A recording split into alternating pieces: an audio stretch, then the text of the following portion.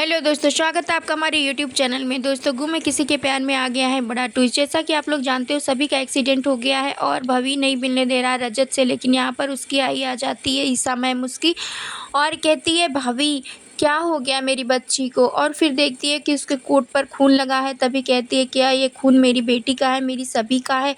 और तभी भवी कुछ नहीं बोलता है और कहता है कि उसको वो खतरे में है अभी और उसको खून की बहुत ज़्यादा ज़रूरत थी, जो कि अरेंज हो गया है। और डॉक्टर अपना सारा प्रोसेस कर रहे हैं, सब कुछ हो गया है, बस आपको एक साइन की ज़रूरत है, आपको एक साइन करना है। और तभी ईसा दौड़ के जाती है साइन करने। तभी भवी कहता है उस तरफ जाना है, और तभी उसकी नज़र रजत पर पड़ जाती है और रजत को देखकर बहुत ही गुस्से में वहाँ से चली जाती है। और साइन करके जैसे ही वापस आती है कहती है कि सब कुछ जो कुछ भी हो रहा है इस लड़के की वजह से हो रहा है। और मैंने कहा था शांतनु से कि इससे मेरी बेटी की शादी मत करवाओ, लेकिन उसने वो नहीं माने और मेरी बेटी की शादी करवा दी, जिसकी वजह से आज वो इस हालत में है। और तभी रजत कहता है नहीं आंटी, जैसे कुछ बोलने की कोशिश करता, नहीं आई, जैसे कुछ कोशिश करता है बोलने की। तभी ईशा वहीं पे चिल्लाने लगती है, कहती है कि तुम अगर ऐसे ही होते तो आज मेरी बेटी की ये हालत ना होती, तुम्हारी वजह से ही मेरी बेटी इस हालत में है। और अब यहाँ आके क्यों खड़े हो, अब जाओ जहाँ जा रहे थे तुम। अब तो तुम्हें जहाँ जाना था वहाँ जाओ, मेरी बेटी पे शक करने का तो तुमने एक मौका नहीं छोड़ा। मेरी बेटी पे भरोसा नहीं है, इतने दिन से वो तुम्हारी बच्ची को अपनी बच्ची की तरह अपने सीने से लगा कर इतने प्यार से रखी वो, लेकिन तुम्हें उस पर भरोसा अभी तक नहीं हुआ। तुम्हारे घर वालों को अपने घर वालों से भी ज़्यादा बढ़कर रखा उसने, लेकिन तुम्हें उस पर भरोसा नहीं हुआ। बहुत कुछ रोती चिल्लाती रहती है, कहती रहती है। तो तभी भाभी कहता है कि रो चिल्ला के अपनी तबीयत नहीं ख़राब करना है ईशा मैम, आप चलिए मेरे साथ। और ईसा मैम को लेकर वो वहाँ से चला जाता है, उधर बैठाता है, लेकिन रजत को ही घूरती रहती है। तब तक शांतनु भी आ जाते हैं और कहते हैं कि तेरी वजह से मेरी बच्ची की ये हालत है। मुझे ईसा तो बार बार मना कर रही थी, लेकिन मैं नहीं माना। मैंने सोचा कि तू सुधर जाएगा, लेकिन तू सुधरने का तो नाम लेने को ही नहीं है।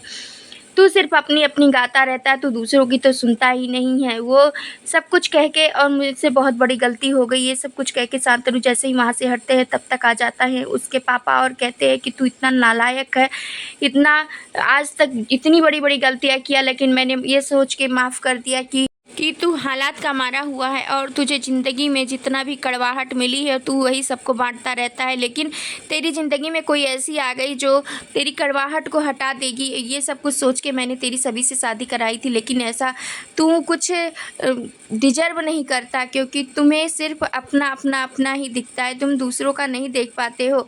और बहुत ही चिल्लाने लगता है उसके ऊपर उसका पापा, और उसको कहता अब तू यहाँ क्या लेने आए हैं, अब जा जहाँ जा रहा था। और उसको ढकेल के बाहर निकालने की कोशिश करता है और उसको ढकेलता हुआ हॉस्पिटल के बाहर कर देता है। तभी आ जाता है फ़ोन तारा का कि भाई आपसे सही बात करना चाहती है, और सही को फ़ोन दे देती है तारा। तभी सही कहती है कि आप मेरी परी मम्मा से बात करा दो। और तभी रजत कहता है कि बेटा तुम्हारी परी मम्मा अभी सो रही हैं, वो जैसे ही उठेंगी मैं तुम्हारी बात करा दूंगा। और तभी सही ये भी कहती है कि पापा भगवान के पास भगवान का कलावा लाकर परी मम्मा को मान दो। और तभी रजत को एक आइडिया आ जाता है, और तभी तारा से वो कहता है कि थैंक यू तारा, अगर तूने मुझे फ़ोन किया कि और सही से बात करा दिया, ये बहुत ही अच्छा किया तुमने।